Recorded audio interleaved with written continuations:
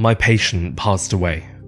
I had to certify her death, and this was my very first time. This is my story. What's up, Groovy Gang? I'm Asmine, I'm a junior doctor from London, and I make videos about medicine, science, life as a doctor, and learning new things. This is a reflective piece I've written about certifying a patient's death. I'm going to be referring to my notes because it's a bit difficult to just talk straight up about. As a warning, you may find the contents of this video emotionally distressing. I recently certified a patient's death for the very first time. This patient had been put on the end-of-life care pathway for the past week given her deteriorating condition and being unresponsive to maximal treatment. Although it was no surprise, it was still a solemn moment. In the past few weeks, I'd been looking after patients in the side rooms of the elderly care ward. The side rooms often accommodate the most unwell patients with multiple comorbidities. Several of these patients sadly passed away due to their condition. However, in each instance, I had not been present on the ward during the time of their death. But in this case, I was.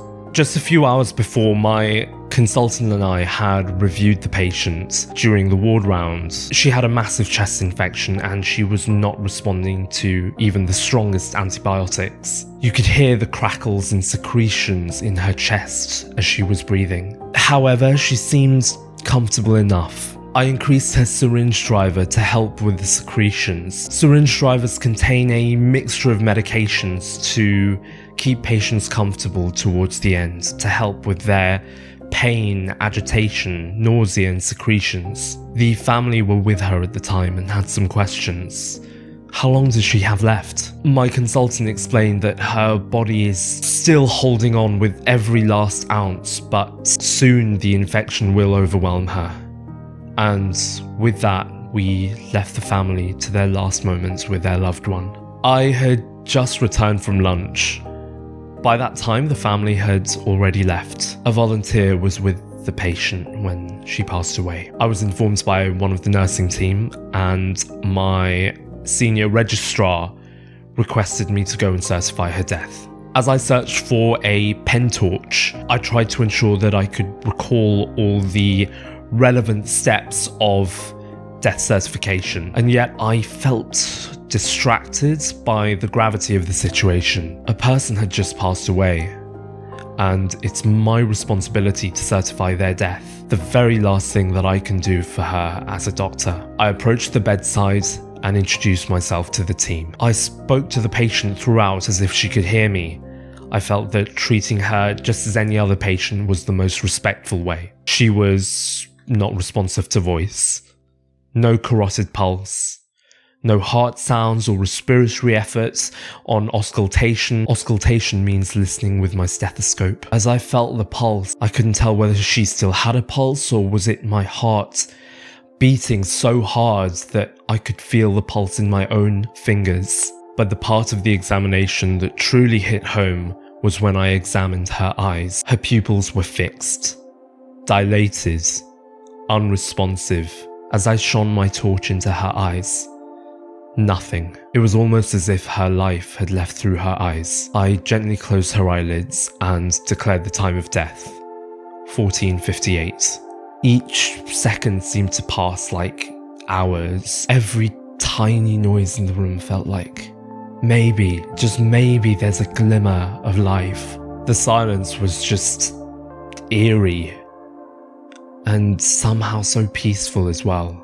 I left the bedside as the nursing team began to perform the last rites. I documented my findings in the notes. No signs of life. Rest in peace. I ensured with my senior colleagues that I'd done everything correctly, and they praised me for how I handled it. As I reflected with my senior registrar, I mentioned that this was my first time going to certify someone's death. And he said to me, "That's life. You will certify many more to come." Prior to this, I was anxious about what my first time certifying someone's death would be like. However, actually examining the deceased patient and receiving my colleagues' feedback made me feel much more confident in my own knowledge and clinical practice.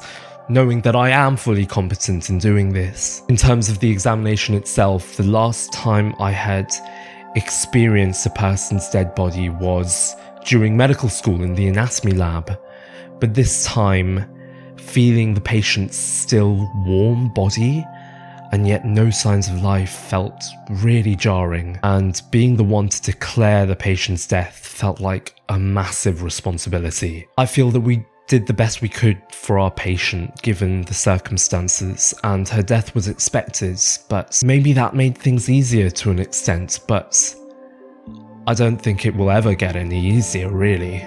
That said, I do feel I've managed to develop the emotional resilience to at least try and provide excellent and empathetic care to all of my patients while still being able to detach and reflect without becoming too emotionally involved. So what advice would I give to anyone certifying a death for the very first time? Take a breath and collect your thoughts. Recognize that this is a significant moment for you, your patient, and their family. Keep calm as you gather the necessary equipment, and most important of all, treat your patient with the utmost respect if this is the very last thing that you can do for them. If these issues have affected you, then I will try and put some links in the description of where you can seek support. Being a doctor is a huge privilege, even though it can be very hard sometimes. If you want to hear more stories and see more educational videos, please do consider subscribing to the channel. And if you made it this far, thank you so much for watching. Until the next time, stay safe, stay healthy, and stay groovy.